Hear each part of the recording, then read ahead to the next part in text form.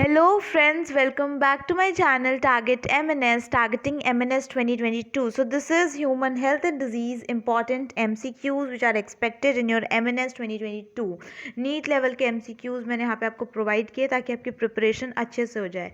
And human health and disease ये chapter मैंने आपको 2 पार्ट्स में कवर करके दिया है. पहला पार्ट में मैंने जितने भी बैक्टीरियल डिजीजेज हैं, फंगल डिजीजेज, हेलमिंथिक, प्रोटोजोन, उन सबको कवर किया है. एंड सेकेंड पार्ट में मैंने immunity, cancer, AIDS and drugs को कवर किया है. जिन्होंने भी ये दोनों पार्ट्स अभी तक नहीं देखे हैं, link in the description, go and check it out. वहाँ पे आपको एक एक MCQ मैंने क्लियर आउट करवाया है.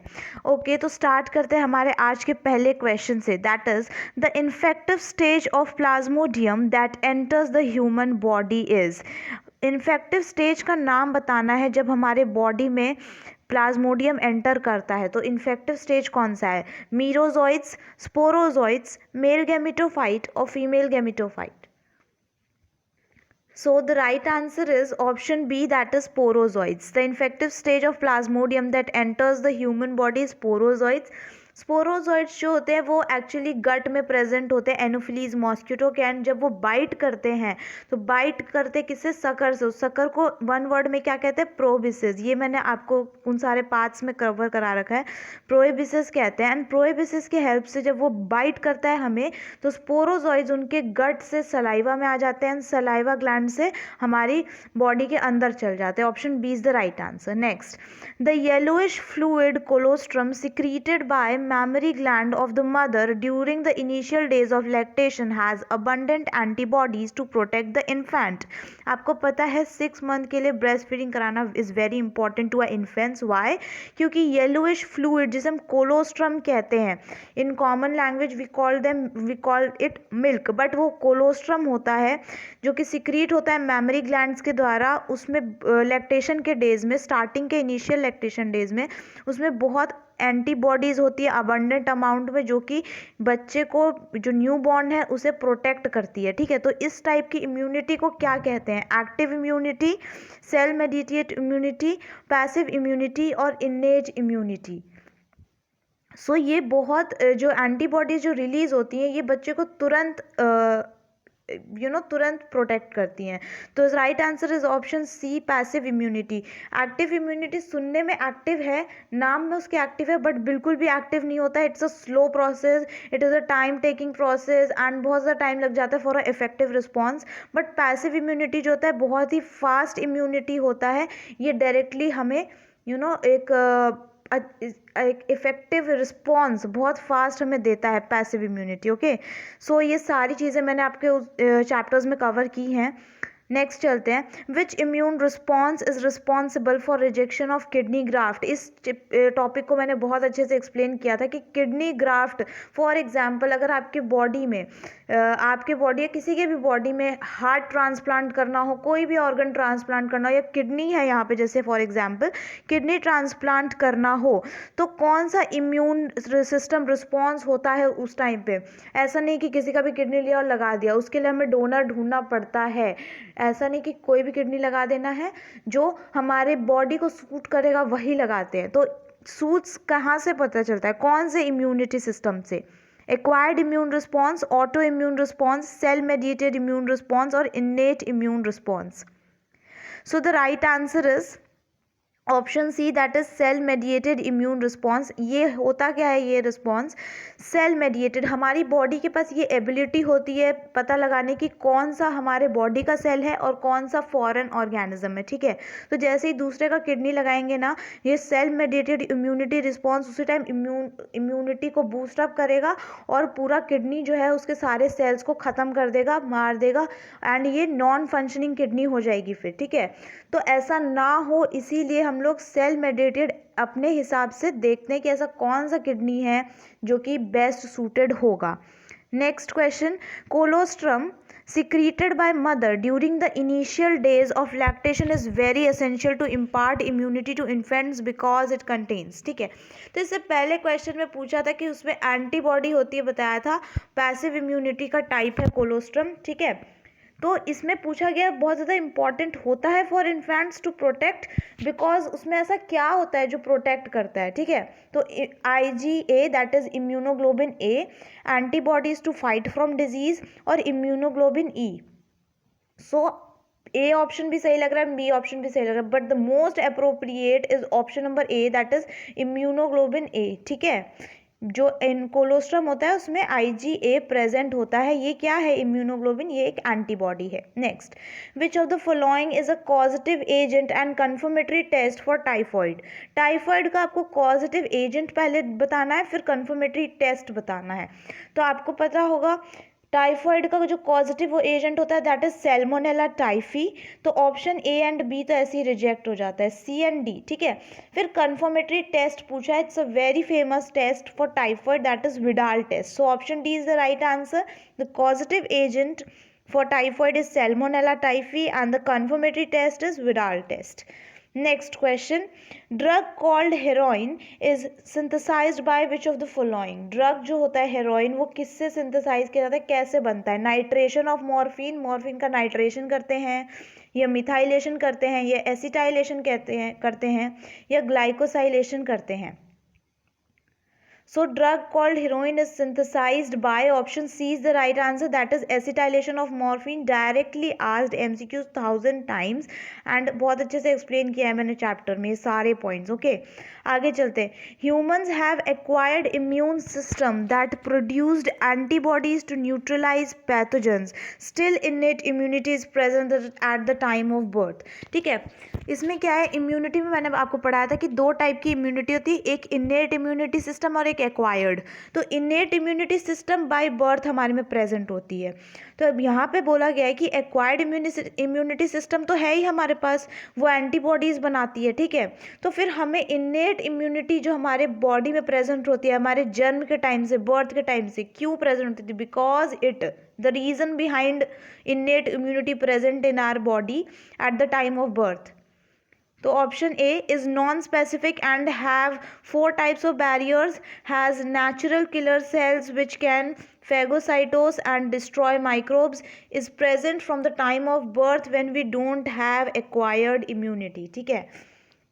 देखिए ऑप्शन ए जो पूरा सेंटेंस है, सेंटेंस पूरा करेक्ट है, ठीक है, एंड ऑप्शन बी का भी सेंटेंस करेक्ट है, बट यहाँ पर रीजन पर्टिकुलरली पूछा गया है। तो नॉन स्पेसिफिक होना और 4 टाइप्स का barrier, this is not a proper reason, ठीक है। So the right answer is option B, that still innate immunity is present at the time of birth because it has natural killer cells होते हैं उसमें जो कि destroy कर देते हैं माइक्रोब्स को। Next question, coca alkaloid and cocaine drugs वाला part 2 of my health and disease में, पार्ट 2 जो मैंने कराया था उसमें का है ये। कोका एल्कलॉइड और cocaine is obtained from which of them, किसके से प्रोड्यूस होता है और वीकेन से हमें मिलता है कोका एल्कलॉइड या cocaine?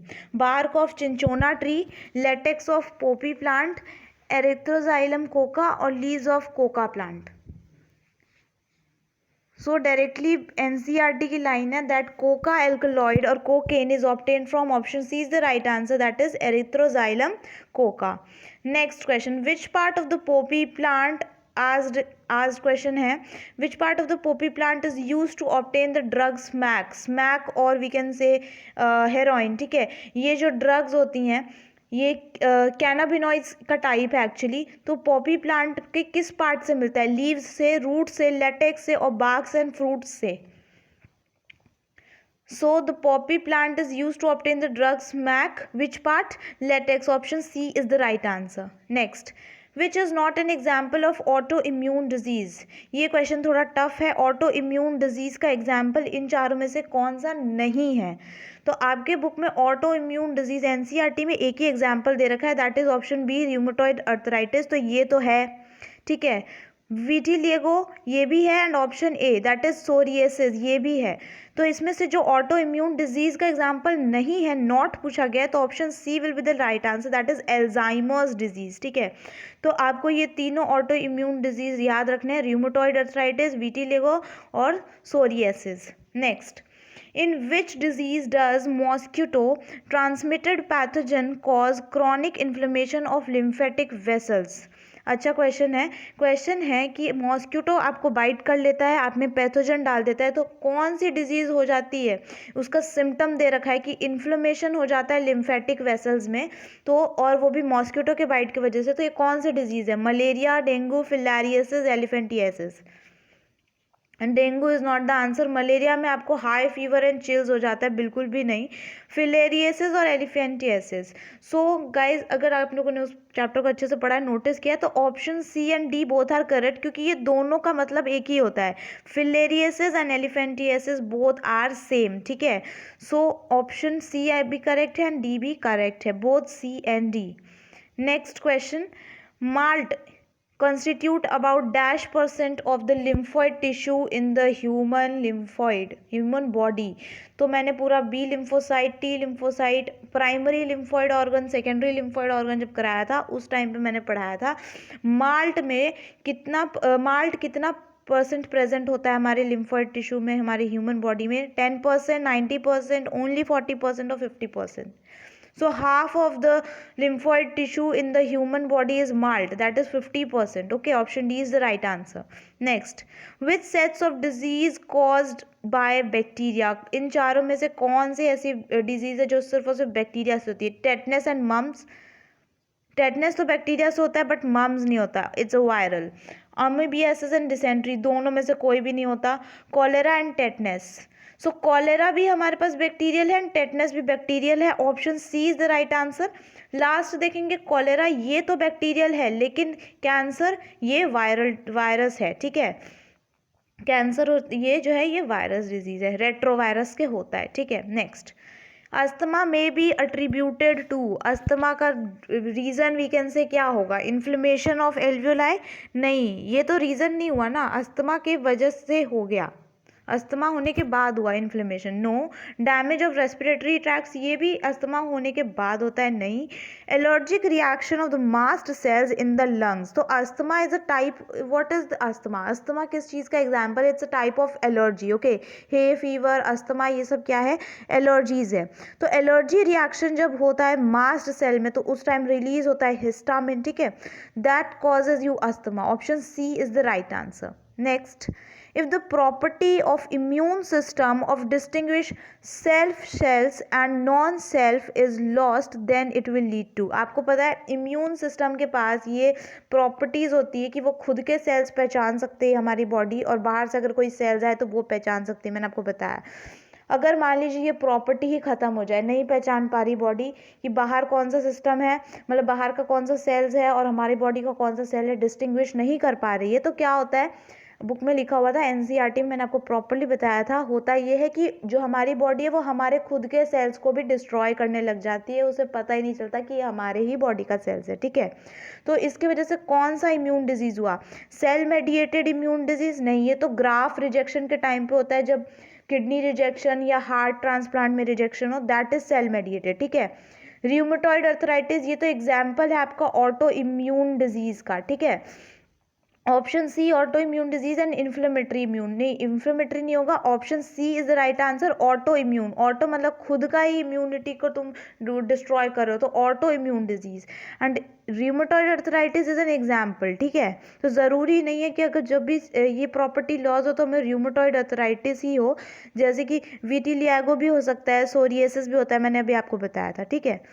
Next, antivenom injection contains performed antibodies while polio drops that are, आपको पता है एंटी वेनम इंजेक्शंस ये कब लगता है? जब स्नेक बाइट हो जाए तो एंटी वेनम इंजेक्शंस लगता है। इसमें क्या होता है? परफॉर्म्ड एंटीबॉडीज होती है, बहुत क्विकली वर्क करता है, this is known as passive immunization, passive immunization. But polio क्या है? पोलियो एक वैक्सीन है, polio drops that are dash, क्या करती है ये? इसमें वीकेंड एंटीबॉडीज दी जाती है हमारी बॉडी को, नहीं, एटेन्यूएटेड पैथोजेंस, एक्टिव एंटीबॉडीज और active antigens. So option B is the right answer, that is attenuated pathogens हमारी बॉडी में डाल दिया जाता है, जो जिसकी वजह से पोलियो होता है, उन पैथोजेंस को वीक करके उनको वीक करके कमज़ोर करके हमारी बॉडी में डाल दिया जाता है, फिर हमारी बॉडी उसके अगेंस्ट में एंटीबॉडीज़ बनाती है। एंड सेकेंड टाइम से जब भी ये पैथोजन आएगा तो प्राइमरी रिस्पॉन्स तो हमने पहले ही दे दिया उसको इन अ फॉर्म ऑफ वैक्सीनेशन, तो उसके बाद ये सेकेंडरी रिस्पॉन्स शो करती है with a high intensity. Okay. Next, if you suspect major deficiency of antibodies in a person, to which would you look for confirmatory evidence? अगर आपको किसी person में ऐसी कुछ चीज़ें दिखती है जिससे लगता है कि उनके बॉडी में डेफिशिएंसी है, कमी है किसकी, एंटीबॉडीज़ की, उनके बॉडीज़ में इम्यूनोग्लोबिन्स नहीं है, कमी है, अगर आपको लगता है तो आप उसे कन्फर्म कैसे करोगे इस बात को? इम्यूनोग्लोबिन से, सीरम ग्लोब्यूलिन से, आरबीसीज और डब्ल्यूबीसीज को चेक करोगे, या फंक्शनिंग इन्नेट इम्यून सिस्टम की फंक्शनिंग को चेक करोगे? So the right answer is option B, serum globulins को चेक किया जाता है to confirm the deficiency of antibodies. Next, which of the following disease is caused by protozoan? इन चारों में से प्रोटोजोन डिजीज कौन सा है? एड्स का फुल फॉर्म होता है acquired immuno deficiency syndrome. No, ये बिल्कुल भी नहीं होगा. प्लेग नहीं, ये बैक्टीरियल डिजीज है. रिंग वॉर्म जो है ये फंगल है, नहीं. Option B is the right answer, that is babesiosis. Babesiosis is a protozoan disease, very important. Next, the active form of entamoeba histolytica feed upon. Entamoeba histolytica से कौन सी disease होती है, किसका कॉजेटिव एजेंट है? एमियोबिएसिस का है. ठीक है, उसमें बहुत ज़्यादा स्टूल्स एंड ये सब हमने पढ़ा था. स्टूल्स विथ एक्स्ट्रा म्यूकस इसका सिम्टम था एंटमीबा हिस्टोलिटिका का. ठीक है, एमियोबिएसिस का. तो ये किसके ऊपर फीड करता है, ये क्या खाती है, हमारे बॉडी के अंदर घुस के किस पे फीड करती है? Mucosa and submucosa only, leukocytes and erythrocytes, plasma and serum, erythrocytes, mucosa and submucosa of colon, or food of intestine. So the active form of entamoeba histolytica feed upon, option D is the right answer, erythrocytes. RBCs खाती है, mucosa को खा जाती है, and submucosa of colon, colon intestine. Okay. Next, colon rectum, right? Next, which immunoglobulins does constitutes the largest percentage in human milk? Human milk जो होता है mammary gland में बाय फीमेल्स जो होता है, कोलोस्ट्रम की बात कर ले तो उसमें इम्यूनोग्लोबिन्स होते हैं. ठीक है, तो लार्जेस्ट परसेंटेज में कौन सा इम्यूनोग्लोबिन होता है उसमें? नेचुरल किलर सेल, सेल की बात ही नहीं की हुई है, ऑप्शन ए हटा ही दीजिए. देन बी सी डी में देखिए, IgE, IgM, IgA. So the right answer is option D, that is IgA present होता है ह्यूमन मिल्क में. IgE जो है एलर्जिक रिएक्शंस पे काम करता है, एलर्जीज में काम आता है. IgM की बात करें तो ये जो है आपका लार्जेस्ट अमाउंट में प्रेजेंट होता है, ये जो है आपका लार्जेस्ट अमाउंट में प्रेजेंट होता है. नेक्स्ट क्वेश्चन पे चलते हैं. HIV that causes AIDS first start destroying. HIV जब होता है, HIV हमारे बॉडी के अंदर आ गया, एड्स हो गया हमें, ठीक है, तो स्टार्टिंग में वो क्या डिस्ट्रॉय करना स्टार्ट करता है? HIV is human immuno deficiency virus. तो वो क्या कॉज करना स्टार्ट करता है? ल्यूकोसाइट्स को डिस्ट्रॉय करता है पहले, बी लिम्फोसाइट्स को करता है, टी लिम्फोसाइट्स एंड इम्यूनोग्लोबिन्स को करता है, हेल्पर टी लिम्फोसाइट्स को करता है. Option D is the right answer. Now B lymphocytes and T lymphocytes का डिफरेंस मैंने आपको पूरा पढ़ा रखा है. बी लिम्फोसाइट्स एंटीबॉडीज बनाती है, टी लिम्फोसाइट्स एंटीबॉडीज नहीं बनाती है, बट बी लिम्फोसाइट्स की हेल्प करती है to form antibodies. Okay, next आगे चलते हैं.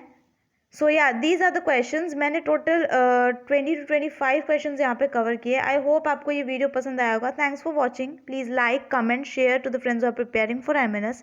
And if you are new to this channel, subscribe to my channel below. And इसके जो पार्ट 1 एंड पार्ट 2 जो लिंक मैंने आपको प्रोवाइड करने का बोला है, मैं डिस्क्रिप्शन में प्रोवाइड कर दूँगी. Go and check it out. Once again thank you so much. Keep supporting.